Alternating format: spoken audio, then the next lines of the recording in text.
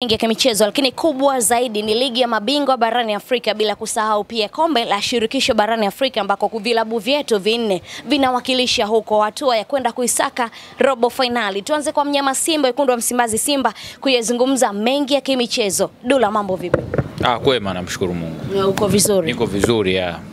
Kubwa zaidi tuanze kuwatazama wekundu wa Msimbazi Simba ambao wana mpinzani wao weekend inayofuata, ikitoka weekend hii weekend inakuja, tunazungumza hivyo. Mpinzani wa aina gani kwa namna ambavyo mwatizama, lakini pia tuje kwa upande wa manager Pantevu akiwa na kikosi cha Simba.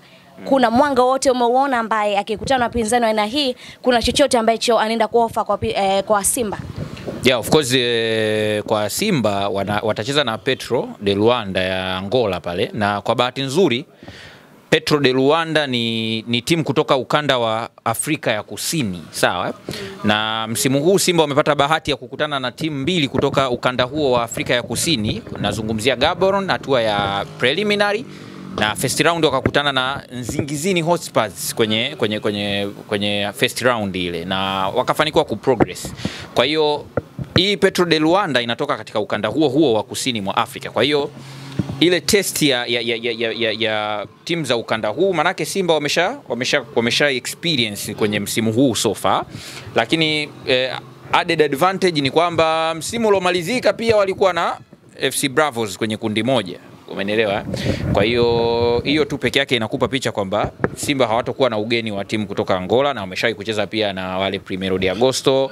Kwa hiyo hawatakuwa na huo ugeni wa timu kutoka nchini Angola. Japokuwa safari hii Simba wanakutana na timu kubwa zaidi na yenye mafanikio zaidi katika soka la Angola. Nazungumzia hiyo Petro de Luanda. Ni timu nzuri sana na ni timu ambayo inaweza ikawapa Simba changamoto kubwa, wasichukulie poa, kwa sababu na kukumbusha tu kwamba wameshawahi kufika nusu finali ya michuano ya ligi ya mabingwa barani Afrika mwaka 2021-22, na katika misimu mitano ambao wameshiriki kwenye group stage, mara 4 wameingia robo finali. Mara moja tu ndio wameshindwa kwenda hatua inayofuata, na nafikiri ni msimu wa 2023-24. Kocha ndo alikuwa Romain Folz. Sorry. Utanisame, hakuwa Romain Folz bana, wasije wakaona kama lakini ni kwamba tu kucheza kwenye hii ngazi ya kimataifa wanafanya tuseme performance nzuri kuliko timu yoyote katika nchi ya Angola. Sasa Simba wasiende kwa kivuli cha kujiona kwamba kwa sababu inafanya vizuri kwenye group stage basi ndo itakuwa ni nafasi yao ya kuweza kufanya makubwa sana, kwa sababu tu ina record na nini. Waende kwa tahadhari zote muhimu, na kama watazingatia ubora wa Petro de Luanda na wakawaheshimu, mimi naipa nafasi Simba kuweza kuondoka na ushindi katika uwanja wa nyumbani, kwa sababu sio kwamba ni timu ambayo haina mapungufu, ina mapungufu, lakini mapungufu ukiyatumia ndio yatakufaidisha, ila unaweza ukawa unacheza na timu yenye mapungufu lakini usiyatumie na ikawa imekula kwako. Kwa hiyo ni timu ya hivyo, ni timu nzuri sana, na Simba wasije wakai-underrate hata kidogo.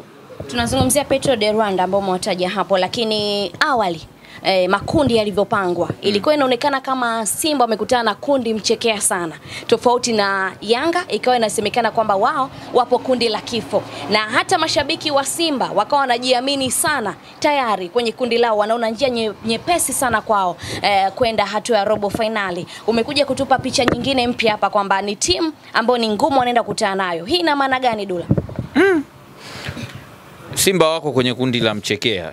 Hilo jambo la kwanza, ni wapo kwenye kundi ambalo kuna timu mbili ambazo zina experience ya hii michuano. Timu mbili, Petro de Luanda pamoja na Esperance. Esperance ni moja ya timu bora sana kwenye bara la Afrika, na imefanikiwa kutoa ubingwa wa ligi ya mabingwa mara 4. Unaelewa? Maana ina mafanikio makubwa sana kwenye soka la Afrika, na ni timu bora zaidi katika nchi ya Tunisia. Kwa hiyo wanacheza na timu bora zaidi nchini Tunisia na timu bora zaidi nchini Angola. Kwa hiyo sio timu ya kuibeza hata kidogo, wala Petro de Luanda pia sio timu ya kuibeza hata kidogo kutoka Angola. Kwa hiyo kwa upande wangu mimi sioni kama kuna huo mchekea ambao wanasema. Ingawa kwa upande wa Yanga kundi lao ni gumu zaidi, kwa sababu unajua siwakatishi tamaa, unajua, kwa sababu wanaweza kaona kama mimi nawakatisha tamaa na nini. Wanaweza wakasonga, lakini wapo kwenye kundi ambalo kupenya ni ngumu, kwa sababu kwanza wapo na timu kutoka Morocco, FAR Rabat. FAR Rabat ni timu miongoni mwa timu ambazo zinafanya vizuri kwenye soka la nchini Morocco. Kwa sasa hivi huwezi kuacha kuitaja FAR Rabat. Na katika hatua ya makundi ya ligi ya mabingwa, bora upangwe na timu ya Misri, Algeria, Tunisia, lakini sio Morocco. Kwa sababu timu za Morocco kwenye group stage ndo zinafanya vizuri zaidi kuliko hata timu za Misri, kuliko timu za Algeria, kuliko timu za Tunisia. Sio, mnaelewa vizuri? Kwenye hatua za makundi, timu kutoka nchini Morocco ndo zinafanya vizuri zaidi kuliko timu zote. Nazungumzia 90% ya timu za Morocco huwa zina wastani wa kumaliza nafasi ya kwanza. Kwa 90% wanamaliza nafasi ya kwanza. Manake hao wana uwezo wa kukupiga kwako na kwao. Na kwao. Na nafikiri watu wanakumbuka timu pekee ambayo imewahi kuthubutu kumfunga Simba nje ndani kwenye hatua ya makundi ni Raja Casablanca kutoka Morocco. Kwa hizi ni timu mbaya sana kwenye hatua ya makundi. Achana nazo. Na hawa niwaambie kitu kimoja, sababu of course ni muhimu kuwatahadharisha. Unawapa insights tu. Ni kwamba mpaka sasa wameshacheza michezo 15. Nimejumlisha michezo ya michuano yote. Hawajapoteza mchezo hata mmoja katika michezo 15 ambao wameshacheza. Manake hiyo ni record, of course inakuwa ndo tuseme mechi nyingi zaidi pasi na kupoteza. Lakini sio mara kwanza. Wameshawahi kufanya hivyo, walienda mechi 16 bila kupoteza. Msimu wa 2022-23. Kwa hiyo imetokea mara mbili tu. Msimu wa 2022-23 walienda mechi 16 za mwanzo pasi na kupoteza. Ndio msimu ambao walichukua ubingwa huo. Msimu huu mpaka sasa wameshaenda mechi 15 pasi na kupoteza. Na katika hizo 15, 10 wameshinda. 5 ndo sare. Wanacheza na Yanga. Kwa hiyo nafikiri sio unapata picha na jinsi ambavyo timu za Morocco zilivyo serious kwenye hatua ya makundi, yani ziogope. Na msimu uliopita walipangwa kundi gumu kuliko hili. Kulikuwa kuna Raja, kuna Mamelodi na wao wenyewe na AS Maniema, ndo hiyo kibonde. Ila imagine una Mamelodi kwenye kundi lako, una Raja alafu na yeye mwenyewe alafu kamaliza nafasi ya kwanza. Umeelewa? Alafu wana Al Ahli mambo imeshafanya kila kitu. Yani nafikiri hata sioni kama kuna haja ya kuchambua sana na nini kuhusu Al Ahli. Timu ambayo ndio inashikilia rekodi ya kuchukua ubingwa wa michuano ya Afrika mara nyingi kuliko timu yoyote ile. Sasa klabu bora ya karne hii. Sasa sioni kama kuna cha kudiscuss. Kwa hiyo ukikompea na Simba, obviously utasema Yanga wako kundi gumu zaidi. Lakini haisiishie tu kwamba wapo kwenye kundi gumu zaidi. Hawapenyi, yani hawaendi kokote. Of course yani kwa mimi mpira ni mchezo ambao una matokeo ya kushangaza Dula. Tunazungumza mara nyingi na tunashuhudia matokeo ya aina hiyo. Young Africans wamejipanga, na ukiangalia kwenye benchi lao la ufundi sasa hivi kuna makocha watatu. Mmoja mkuu, wawili wasaidizi. Haujaona nia yao ya dhati kuhitaji kwamba wana kitu wanakisaka kwenye ligi ya mabingwa barani Afrika, na ulitazama mchezo ambao wamesimamia hawa makocha wapya toka wajiunge na Young Africans. Of course kila timu kubwa Afrika ina makocha wengi tu. Unaelewa? Kwa hiyo kujipanga, kila timu imejipanga. Lakini ukija kwenye wastani, unajua ili uweze kupata, unajua ukisoma kwenye mathematics kuna namna ya kusolve majibu ukifuatilia hizi timu ambazo wamepangwa nazo, Al Ahli tu peke yake 90% ya mechi zao ambazo wamecheza kwenye group stage, yani 90% huwa wana progress kwenda hatua ya robo finali ndani ya miaka 10 hii mfululizo. Msimu ambao wameshindwa kwenda hatua ya robo finali ni msimu wa 2015-16, ndio mara ya mwisho hawajaenda. Baada ya hapo wameenda misimu 10 mfululizo wao ni kwenda robo tu. Tumeelewa? Ukija FAR Rabat, kwa sababu utasema haijacheza hatua hii ya makundi mara nyingi, wamecheza mara 3. Kwa hiyo unaweza usiwakaunt, lakini tizama trend ya timu kutoka nchini Morocco. Nimekwambia 90% nao wanakwenda hatua inayofuata ndani ya miaka hii 10. Umeelewa? Na kwa zaidi ya 89% wanakuwa wanamaliza nafasi ya kwanza. Maana yake sio tu kwenda hatua inayofuata, no. Wana wastani wa kumaliza nafasi ya kwanza. Ili umalize nafasi ya kwanza uwe na uhakika wa kushinda mechi zako za nyumbani, na pia uwe na uhakika wa kuokota baadhi ya alama kwenye mechi zako za ugenini. Kwa hiyo Yanga wanakuwa kibarua kigumu, sio tu katika mechi zao za nyumbani, bali hata mechi zao za za ugenini. Kwa hiyo ndio maana nikasema sitaki kuwakatisha tamaa, lakini siwaoni, umeelewa? Ukija kwa Simba kama kwanza dola toka hapo kwa Yanga, nini wafanye ili wavuke? We huwaoni, ila kwa mtazamo wako wanaweza wakarekebisha wapi toka umewatazama ili waweze kuvuka na kwenda robo finali? Yes, swali la msingi sana, kwa sababu nikisema siwaoni haimaanishi haiwezekani. Umeelewa? Ila ni nearly impossible, yani inakaribiana na kutowezekana, ila inawezekana. Sasa ili waweze kuvuka, jambo la kwanza washinde kwanza mechi za nyumbani, kwa sababu Yanga mara nyingi mechi za nyumbani kwenye makundi zinakuwa zinawasumbua. Umeelewa? Na nafikiri hata msimu ambao walishindwa kwenda hatua inayofuata ya robo finali ni msimu uliopita, by the way, walishindwa kumfunga nani? MC Alger kwenye mechi yao ya mwisho, yani wapate goli moja tu wakashindwa. Kwa hiyo sasa kama uwezi kupata alama 9 za nyumbani kwenye hatua hii, ndugu yangu, kwenda hatua inayofuata hiyo ni inna lillahi, unaweza usiende. Kwa hiyo washinde kwanza mechi zao za nyumbani 9, alama 9 wazilinde kwa hali na mali, alafu wapige hesabu sasa kama wanaweza kupata japokuwa timu walizopangwa nazo JS Kabylie, FAR Rabat na hawa nani Al Ahli mechi zao za nyumbani kupata alama za ugenini inaweza ikawa ngumu, lakini kwanza shinda mechi zako za nyumbani, wazitafute za nyumbani, na uwanja ni New Amani Complex visiwani Zanzibar. Itakuwa rahisi kiasi hicho? Ni kama watu wengine wanaona Yanga pia wapo ugenini. Yeah, of course. Kiuhalisia Yanga kwenda New Amani Complex inawezekana wana sababu zao za msingi za kuweza kufanya maamuzi yao, lakini kwenda katika uwanja ambao ni neutral sio jambo zuri sana.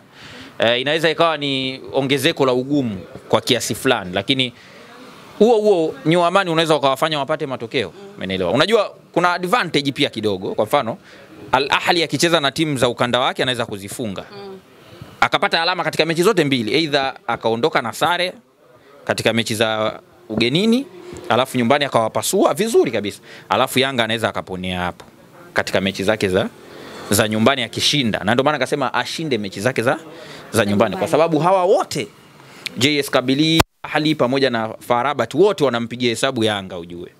Yani hapa sasa hivi wakikaa kidiscuss kwenye vichwa vyao, FAR Rabat anapiga bana, mimi kwa Yanga amna hapa napata pointi 4. Ahli yeye anaona mimi hawa Yanga zote amna mimi 6 hapa nachukua zote napiga. Yeye JS Kabylie anaona mimi nikipata sare kule nikija nikimpasua hapa 2-1 na pointi zangu 4. Yani wote sasa hivi ukiingia kwenye vichwa vyao wanawaza yani za nyumbani washaziweka kwa Yanga, kwamba huyu Yanga si za nyumbani, yani wote watatu washaziweka za nyumbani kwanza kibindoni, alafu wanampigia hesabu mechi zake za nyumbani, yani mechi za nyumbani za Yanga sasa wachukue, sio, unanielewa Salome? Kwa sasa na yeye anachotakiwa kufanya ni kwamba ahakikishe kwanza, asiwaze kwanza mambo ya away, yeye nyumbani anahakikisha kwamba anachukua za nyumbani. Sasa kuchukua za nyumbani sio rahisi dhidi ya timu kama hizo, anatakiwa aforce. Lakini advantage ni kwamba Ahli ana uwezo wa kuchukua pointi za ugenini dhidi ya Waarabu wenzie. Yani mechi za ukanda wake hazimshindi Al Ahli, anaweza akatoa sare na wao wote wawili alafu akaenda akawapasua nyumbani, ikawa advantage kwa Yanga. Hiyo ndo advantage yao. Al Ahli mechi za away dhidi ya Waarabu huwa hazimsumbui sana. Nafikiri watu wanaelewa hilo, na ndo kitu ambacho pengine Yanga wanabidi wakiombee.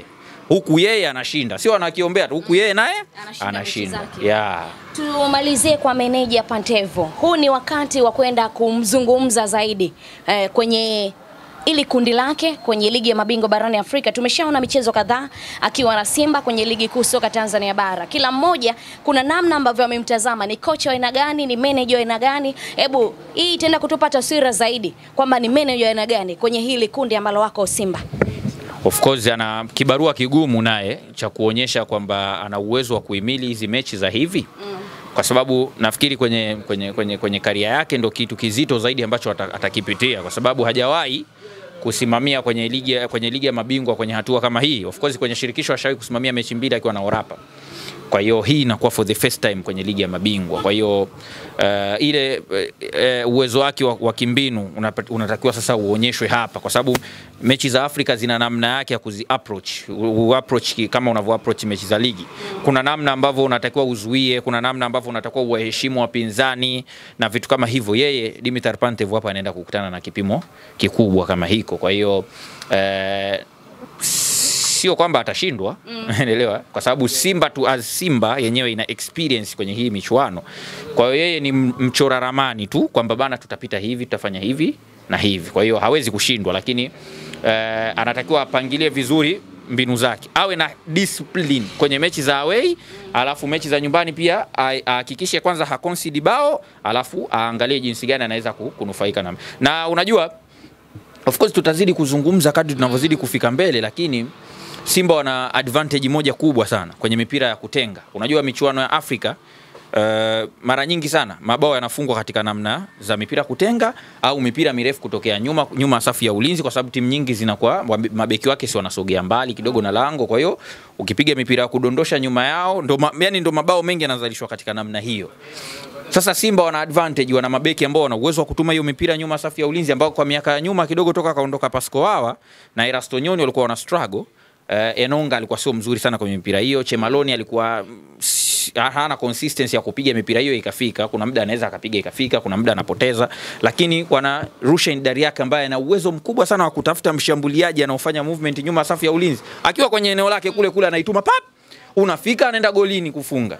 Hiyo ni advantage kubwa kwenye michuano kama hii, kwa sababu mabao mengi yanafungwa katika namna hiyo. Timu nyingi zinakuwa na discipline kwenye defensive block yao. Kwa hiyo ukijifanya unapiga pasi sana uifungue, inaweza kukusumbua kwa sababu zinakuwa na discipline sana. Kwa hiyo alternative nyingine na kwa nini mipira mirefu kutokea nyuma kwenda safu ya ushambuliaji, set piece, mipira ya kona ndo nazungumzia hapo, mipira ya free kick na vitu kama hivyo ambayo Simba wanafanya vizuri currently. Kwa hiyo inaweza ikawa kama added advantage. Tumzungumzie Yakubu Suleiman, ambapo nafikiri michuano hii inamhitaji sana, kwa sababu taarifa ya Kamara tayari imetoka. Kuna tatizo moja ambalo watu wengi wanalizungumza kuhusiana na Yakubu, namna ya kutuliza mipira kwenye miguu yake inaonekana kama changamoto, na hili linamhitaji sana kwa sababu kiruhusu magoli kwa nyumbani na kwa hatari zaidi. Nini hakakifanya Yakubu Suleiman ambaye watu wanamtaja sasa hivi kama Tanzania One? Yeah, of course Yakubu katika namna fulani ni kweli wanachokisema kwamba uwezo wake wa kupiga pass, kuhimili pressure, kureceive mpira na nini kwenye eneo lake ni sio sawa na Pinpin Kamara. Sio mbaya, ila watu wanaangalia alichokuwa anakifanya Pinpin Kamara afu wanataka ndo Yakubu akifanya hicho kitu ambacho sio rahisi. Kila mtu ana strengths zake za kiuchezaji na weakness zake. Lakini ana uwezo wa kuimprove. Inategemea na safu ya ulinzi, je, washagundua hilo tatizo kwa Yakubu na wao wanamsaidia vipi. Kwa hiyo muda mwingine zipo namna za kumsaidia goalkeeper asiingie kwenye hiyo pressure, ikiwemo anapokuwa na mpira umsikae mbali sana na yeye alipo, ili akutane na ile pressure ya moja kwa moja kutoka kwa mshambuliaji.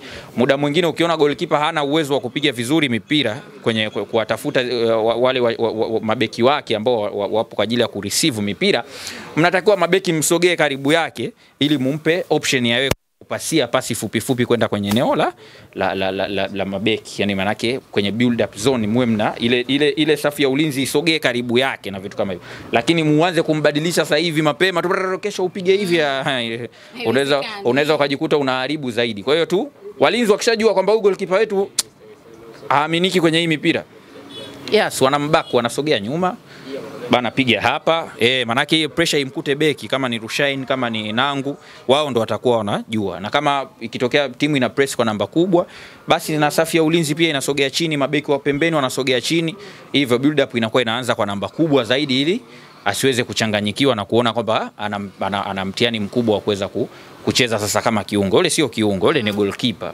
Kwa hiyo muda mwingine kama ukishaona goalkeeper wako pressure kama hizo haziwezi, msimpe hizo unnecessary pressure, mwacheni acheze anavyojisikia yeye, huku nyinyi mnamrahisishia kulingana na ubora wake alionao pamoja na madhaifu yake ya kiufundi. Asante Duli.